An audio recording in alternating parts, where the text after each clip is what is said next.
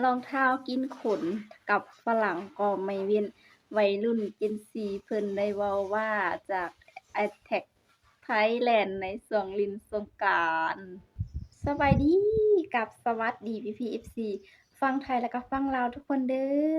ยินดีต้อนรับเข้าสู่ช่องเก็บแก้วสาวลาวเช่นเก่าเช่นเคยอีกแล้วล่ะเนาะตอนนี้เนาะพี่ๆ FC ทุกคนพากันรับชมอยู่ไสทุกคนอยู่ลาวอยู่ไทยก็สามารถคอมเมนต์บอกสาวเก็บแก้วได้เนาะทุกคนเนาะ ช่วงนี้เนาะทุกคนพี่ FC ก็ได้เห็นทางเพจแก้วเฮ็ดคลิปเกี่ยวกับการเล่นสงกรานต์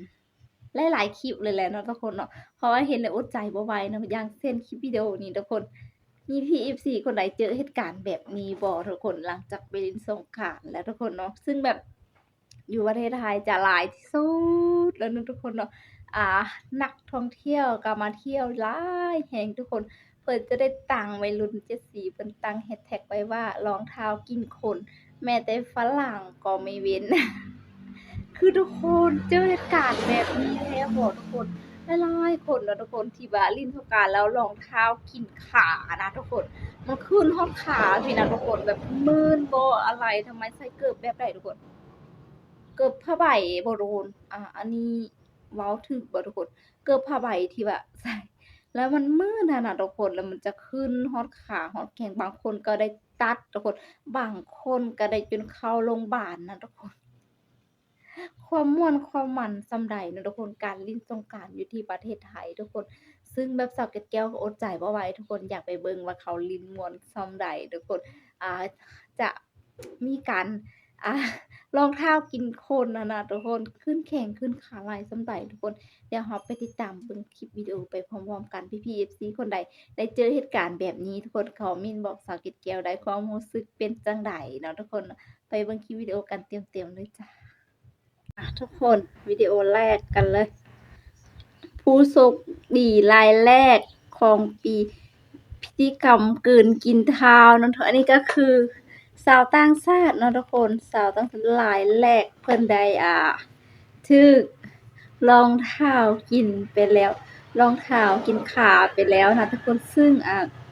เหตุการณ์เกิดขึ้นใหม่ๆมัดๆเนาะทุกคนอยู่ที่ประเทศไทยช่วงสงกรานต์นี่เองทุกคน พี่ๆ FC คนใดเคยเจอประสบการณ์แบบนี้เล่าให้กันฟังได้สำหรับสาวเกดแก้วส่วนตัวแล้วยังบ่เคยถูกแบบนี้เด้อรองเท้ากินฝรั่งในประเทศไทยว่าซั้นเนาะทุกคนกินฝรั่งเนาะทุกคนก็แบบมันรูดไปฮอดถึงมันมีโอกาสที่จะเอาออกเองได้มันก็ยากอะนะทุกคนนี่คือจังคลิปวิดีโอนี้ทุกคน เพิ่นก็จะได้มาโรงพยาบาลเพราะว่ารองเท้ากินเนาะทุกคนกินขาแบบนี้แล้วพี่พยาบาลบ่ฮู้ว่าสิออกช่วยจั่งใดนอกจาก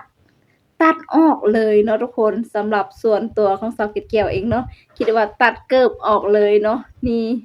แต่เกิบบางคู่มันก็แพงเนาะทุกคนก็เสียดายเด้นี่ทุกคนนี่ก็เกือบกินเท้าไปแล้วเนาะทุกคนเนาะคือแบบกินหลายเนาะทุกคนนี่สังเกตเบิ่งไหมทุกคน อันแบบสีเท้ากับสีขาต่างกันเลยนะทุกคนอันเฮ็ดให้เลือดบ่แล่นเนาะทุกคนถ้าหากมันรัดเกินไปโอ้เท้าเพิ่นจืดๆเลยทุกคน อันนี้คือคนไทยเนาะเพิ่นมีน้ำใจเพิ่นก็มาช่วยออกให้กับชาวต่างชาติทุกคนรองเท้ากินขาเนาะทุกคนซึ่งคนฝรั่งคนต่างประเทศเขาเจ้าก็บ่ค่อยนึกใส่เกิบอันนี้อยู่แล้วนะทุกคนนี่ อันนี้คือคนไทยเลยเนาะทุกคนเนาะคนไทยเองเลย และคลิปนี้มีคนกดใจ4 ล้านคนทุกคนแมสสุดๆเลยทุกคน ดึงจังใดก็บ่ออกแน่ถึงแล้วไทยแลนด์ถ้าผู้ใดลิ้นสงกรานต์แล้วบ่เจอเหตุการณ์นี้แสดงว่าบ่ฮอดว่าซั่นเนาะทุกคนเนาะคือวัยรุ่น Gen Z เพิ่นได้เว้ากันรองเท้ากินคนกับฝรั่งก็ไม่เว้น เนาะเกิบในนี้ทุกคนถ้าผู้ใดที่อ่าสิว่าแนวใดผู้ใดที่บ่ค่อยแข็งแรงบ่แนะนำใช้เนาะทุกคน เพราะว่าค่อนข้างอันตรายอะนะทุกคนสำหรับสาวเกดแก้วว่าถ้าเป็นวัยรุ่นวัยหนุ่มก็โอเคนะทุกคนถ้ รรมดาแต่ก็อาจจะผู้สูงอายุจะบ่ค่อยมาเนาะทุกคนมีแต่วัยรุ่นนั่นแหละทุกคนมาเล่นแบบนี้ทุกคนคือเฮาซาเนาะทุกคนเนาะส่วนใหญ่จะเกิดกับวัยรุ่นหั่นแหละเนาะทุกคนเนาะโอ้โฮรองเท้ากินขนเอาออก คลิปนี้ก็ดังแฮงทุกคนเนี่ยถ้าเบิ่งวิธีเกิบลื่นไปแล้วแบบคือแบบง่ายๆทุกคนสังเกตเบิ่งไหมสังเกต